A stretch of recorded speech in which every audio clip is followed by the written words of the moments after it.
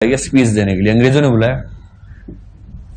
तो वो गए अपने स्टाइल में, सिंपल तरीके से कुर्ता धोती पहन के चले गए। अब गेट पर जो चौकीदार था उसने कहा रुकिए, कहां जा रहे हैं?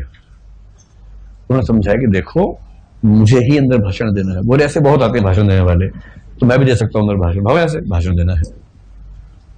अरे भाई समझो इस बात को, सच में मुझे बुलाएगा, चलो चलो चलो चलो चलो, अभी चलो बाद में आने, 1 घंटे बाद आना, चलो चलो चलो चलो। भगा दिया उनको। फिर वो गए अपने घर, फिर सूट पहना, जो यूरोपियन सूट होता 3 पीस वाला, अंदर जैकेट टाई एकदम टाइट हो गया ऐसे करके।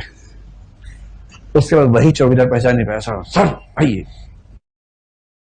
तो उन्होंने फिर मंच पे इसी बारे में डिस्कशन की कि जमाना ये है कि वस्त्र व्यक्ति से भारी पड़ जाते हैं।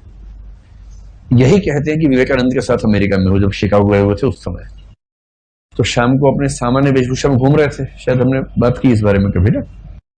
तो वहां कुछ छिछोरे लड़के मिल गए अमेरिका वाले। छिछोरे लोग बराबर मात्रा में हर देश में होते हैं, हर शहर में। उस पर पाकिस्तान का एक अधिकार नहीं है, उस पर सब देशों में रहता है।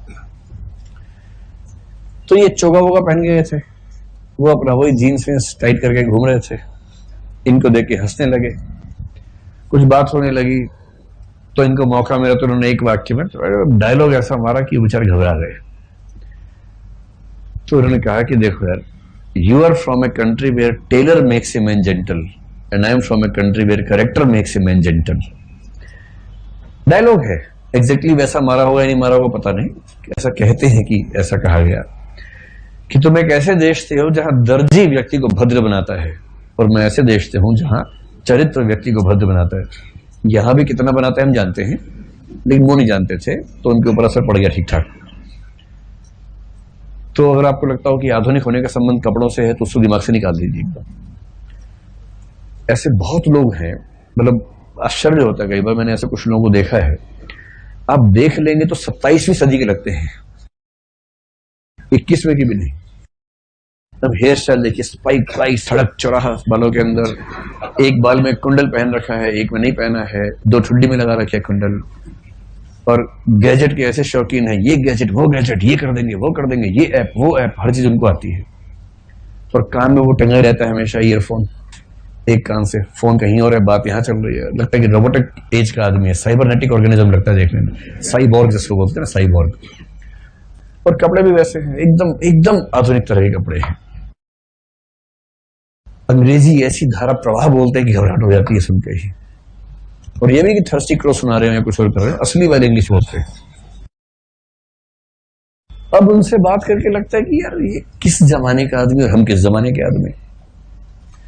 पर मैंने ऐसे कुछ पीस देखे हैं जो इन चीजों की बदौलत बहुत जल्दी सफल हो जाते हैं, किसी के दिल में बैठ कर लेते हैं, और उसके 2 ही दिन बाद पता लगता है कि कपड़ों से 27वीं सदी का था, खोपड़ी से 14वीं सदी का है।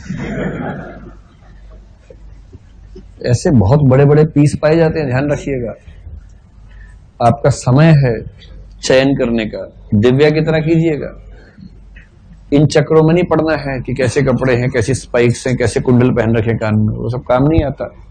वो काम आता है 2 घंटे, और वो ज्यादा काम आता है बाकी लोगों के। जब सड़क पे जा रहे सुंदर दिख रहे तो उसमें वो तो सार्वजनिक मामला हुआ ना, एक व्यक्ति विशेष के तौर पर कैसा है तो उस व्यक्ति को झेलना है बाद में।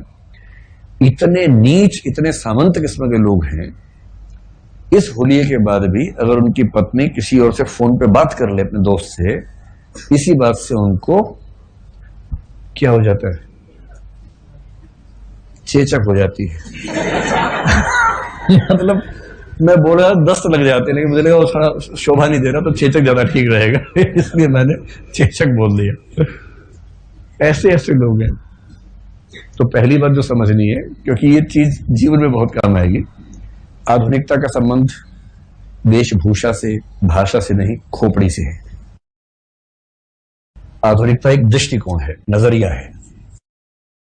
अगर आपके पास ये नजरिया है तो आप आधुनिक है, बेशक आप किसी भी काल में पैदा हो जाए। कबीर मध्य काल में होके आधुनिक काल से भारी पड़ते हैं, और बाबा टाइप के लोग आधुनिक काल में होके मध्य काल के हैं। तो आप जिस काल में हुए उस काल में वैचारिक स्तर पे सामान्यतः कौन सा काल चल रहा है ये देखना पड़ेगा।